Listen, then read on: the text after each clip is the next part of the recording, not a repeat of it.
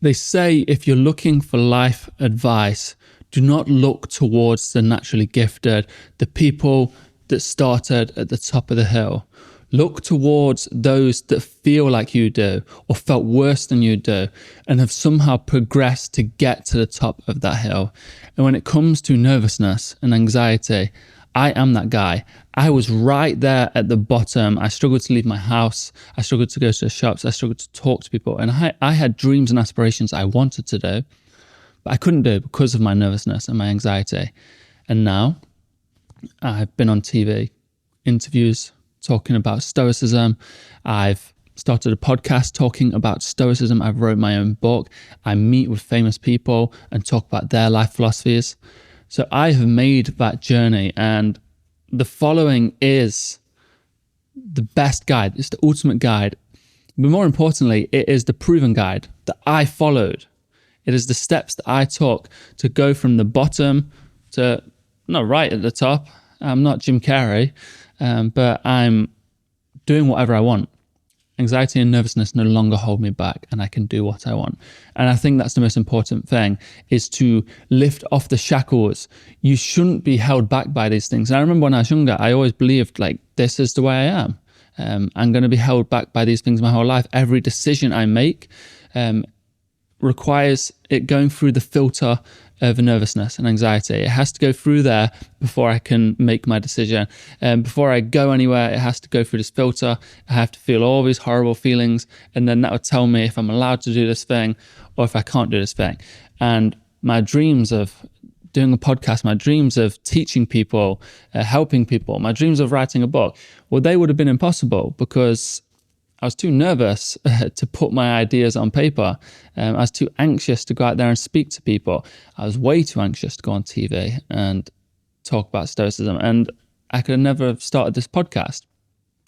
So that's what I want to provide for you, is I don't want you to be, Logan Paul or Jim Carrey or Will Smith, unless you want to get there. I just want you to be free of these burdens that you hold. And I've took this path, and I'll share it with you, and hopefully it will help you. Very simple tricks, simple methods, and it's the simple guide to get there.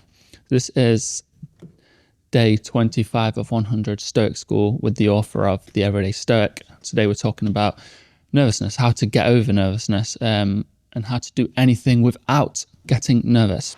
Today's episode is powered by Huel. Let's jump into the episode. So number one is to change your values. The reason you are nervous to do something is because you put a high value on this thing. And simple example is Billie Eilish. You're a huge fan of Billie Eilish. She's super famous, and you want to meet her, and you get a chance to meet her. In an hour, you're going to meet Billie Eilish, and you're getting nervous. Of course you would, because you're a Billie Eilish fan. And say you're a Theo Von fan. I'm a Theo Von fan. You're a huge Theo Von fan, and someone says, congratulations, you're going to meet him in an hour, and you're going to get nervous. It's going to be exciting, but there's a lot of nerves. Oh my God, I'm going to meet Theo Von. I'm going to meet Billie Eilish. But if you take some rural farmer that's never heard of Theo Von or heard of Billie Eilish, and you say, you're going to meet Theo Von, they don't feel nerves. They'll be like, oh, hi Theo, hi Billie. Because for them, it's like meeting any ordinary person. So number one is remove these values that you place on things. Meeting Theo Von is just like meeting Jimmy, the tractor driver. They're just people. That's all they are. And once you strip back these values and place your values somewhere else, which is the key, and this works in everything in life, not just meeting people. We want to succeed. We want to be successful. We want things to go right. We want to have abundance. We want to go out into the crowd and we want them to all cheer for us. So putting high value on things. But if your value is actually turned inwards to yourself, so you put all your value on your effort, you being good, you being true to your character, then these are the only things that will matter. And it takes a long time to switch values from the external to the internal. The Stoics said that we live with this sickness, this fog that surrounds us. And this fog is the false belief that humans hold, that externals hold value. So you get nervous about all these things in life because you think about the reward or the failure. And you put such high value on the reward or the failure that it makes you nervous. You're torn apart between these things. And in the case of, meeting Fionn, say you are a big fan of Fionn and you're going to meet him to talk to him about your life philosophy. You're giving life advice in front of people, and Fionn is the host. Before, if you place all the high value on meeting Fionn and getting a good reception from the crowd, making sure they clap, then you're always nervous about Fionn rejecting you. You're always nervous about the crowd rejecting you. You're always nervous about the failure or the success. Before all the value is placed in that situation, if people who don't know Fionn, he's a podcast host and comedian. I thought he was a good example because he's quite funny. If you put all your value on your internal, your efforts, and this is what I did when I used to get nervous to talk to people, do interviews, whatever it is. I used to get nervous because I was like, it needs to go well. I can't mess up. I need to impress this person. I need them to respect me. I've got to do a good job. Oh, this person's famous. I started to internalize all this value. And the value was that I need to stay true to my character. I want to be a good person. I want to share what I think can help people. So I'll share it to the best of my ability. That's all I'm doing. So it doesn't matter if I'm sharing it to the wall or I'm sharing it to thousands of people. It's the same process. So you need to change your values. And number 2 is to believe in yourself. We often get nervous because we have lack of belief in ourselves. So we doubt that we can actually do the thing. So believe in yourself. I used to do this. To believe in myself, I would write reasons why I should believe in myself. So they're not false affirmations saying like you are smart, you are funny, you are courageous. I was writing things why I should actually believe in myself. I've studied Stoicism for over a decade. I've helped people with Stoicism. I've felt that same journey. So right now I'm thinking this is Stoicism helped me get rid of nervousness. I know it's done that. So I'm believing in myself that it's helped me. And if I can articulate it correctly, it can help others. But to end nervousness, one of the key factors is to believe in yourself. If you don't believe in yourself, then there will always be that doubt that will create nervousness. So start believing in yourself. And it doesn't take much to believe in yourself. You don't have to be a speaker. If you want to do public speaking, you don't have to be like Alan Watts or Dale Carnegie or Bob Proctor or Les Brown. You're not going to start at the top. No one starts at the top. So like Epictetus said, the Stoic is to be content with being thought foolish. Because, every master was once a beginner. You have to be foolish at the start. It's just a process you're going through. And if you feel like that you're just in that phase where it's like, yeah, I'm beginning. But people... if you go on stage and you're new to this and you're trying your best, people respect that. People go, damn, he's never done this before, but he's doing it or she's doing it. It gets a lot of respect. So you got to think that you're in that phase. You got to believe in yourself. I'm courageous. I'm getting on stage to do this thing, even though it's my first time doing it. I believe in myself. I can do this. The third thing is say what that thing is. This is what the Stoics did. They broke things down. So the example they give is when they're talking about Phoenician wine, this expensive wine, Marcus Aurelius says, it's just fermented grapes. It's nothing great. And that's to remove the value from it. So all the rich people at the time said, this is the greatest thing. And it was like a status symbol. Marcus Aurelius was saying, no, it's just fermented grapes. That's all it is. And it removes the value of the thing. So you no longer have, that thing no longer has a hold over you. But my example is, I was going on the news to answer questions about Stoicism or talk about my new book. And I remember thinking, thoughts started coming in like, oh no, I'm on TV, loads of people are watching, the cameras are watching, there's lights, I've got a mic, there's some professional news presenter, all this kind of stuff. I remember standing there, I got like 10 seconds to go on, and I'm doing the countdown. That's 8, 10, 9, 8, 7, 6. And I was thinking, I'm just going to sit on a sofa and talk to this woman. And that's all it is. And I think, oftentimes we suffer more in imagination than in reality. Our imagination's a very powerful tool. It's a very useful tool, but it can also be a very damaging weapon towards ourselves, where we imagine the greatest fears, and you imagine all the people sat at home watching you on TV, but really, you're just doing that thing in the present moment. And being in the present is never as scary as your imagination likes to dictate. A quick word from our sponsor, Huel. I really like Huel. When I was writing my book, I was using Huel to power me through every single day. When I had my daily greens, when I had my meals, when I had my shakes, it stopped me from going to the shop, buying a load of rubbish, buying a load of unhealthy food, wasting loads of money. And these things do add up. Those quick journeys to the shop every day, the money adds up, the unhealthy foods add up, the wasted time adds up. So if I ever get those cravings, I grab a Huel and it fills my cravings. I feel good, it tastes delicious, it's quick and easy. And if you have any interest in the Huel products, then check the link in the description. Let's get back to the episode. Embarrassment is okay. Embarrassment is okay. It's just,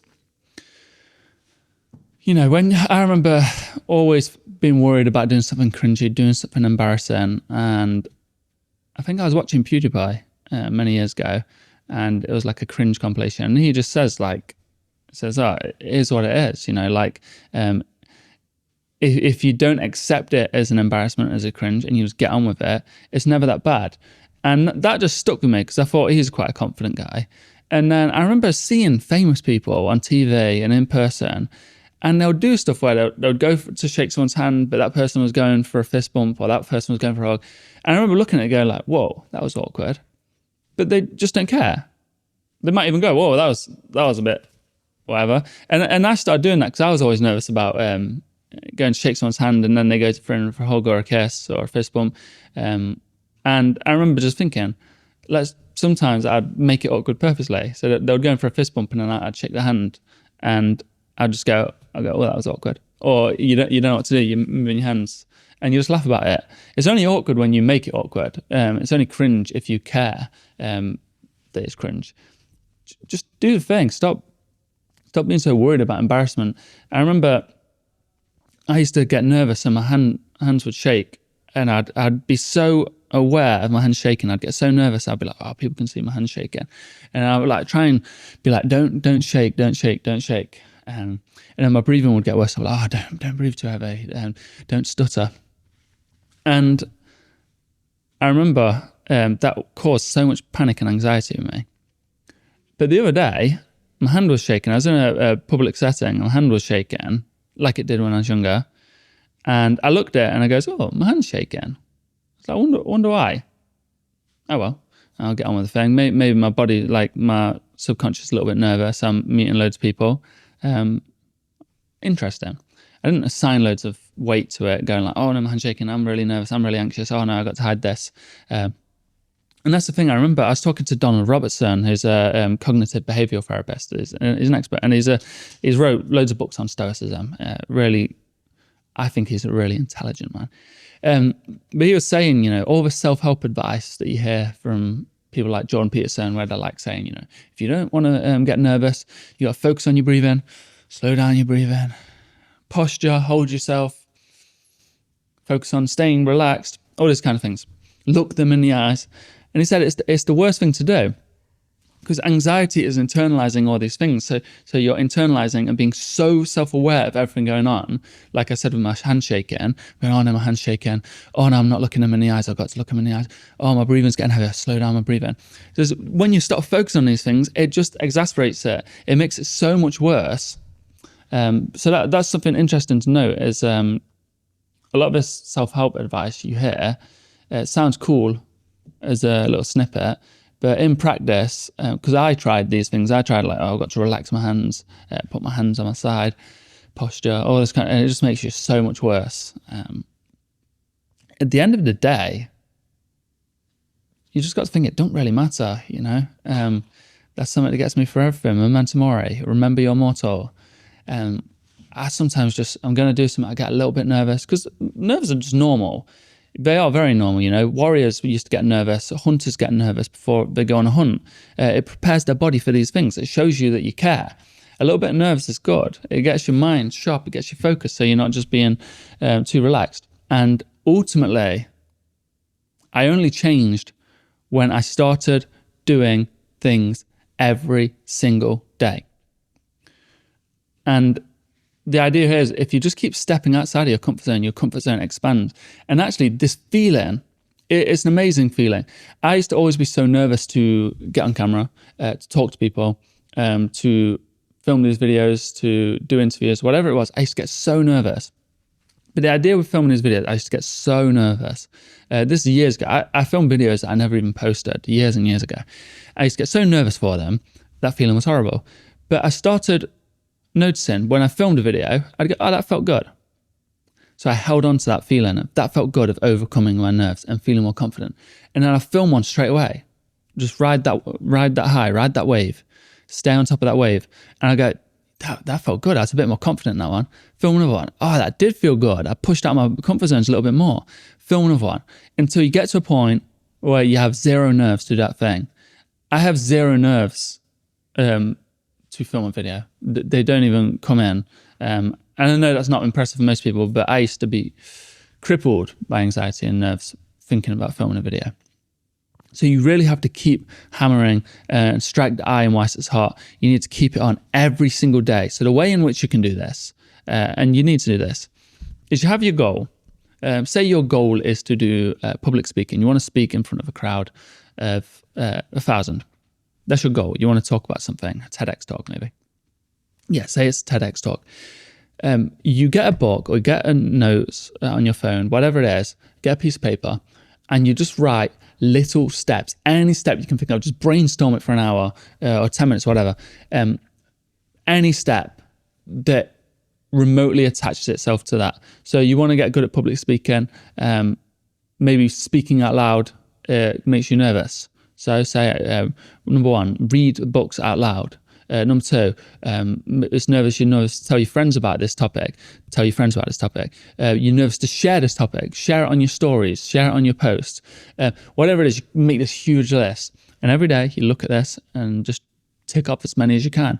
It doesn't have to make you hugely anxious. It can just be little things. And you keep pushing the boundary every day. And you chase that high of progress. And in no time, you'll be someone unrecognizable. This is the ultimate secret. All the other things I've spoke about help massively, but this is the ultimate secret. Just keep progressing on it, and do this idea for a month. You have to keep hammering on at these things, and eventually you'll notice progress, and you'll chase that progress, and you'll become unrecognizable, and you won't even know what nervousness is. So that is it for day 25 of 100 Stoic School. I hope you're learning. I hope you're learning a lot. I've decided to shift up the topics a little bit. I've been listening to what people have been wanting, and these sort of lessons are what people have been wanting. Practical lessons. How did I not think of it myself? It's the basis of my book, Practical Advice. And this is the ultimate stuff that help people, and hopefully I can weave in the history of Stoicism, the facts of Stoicism, the language of Stoicism. Hopefully I can weave that in whilst giving practical life advice. I think you all enjoy that more, and you learn from that better. And it's more natural for me to do these kind of things. So I hope these are helping. And if you want to support what I'm doing and you're on Spotify, just give me a rating. And subscribe, actually, so you don't miss it. I'm doing an episode every single day for 100 days.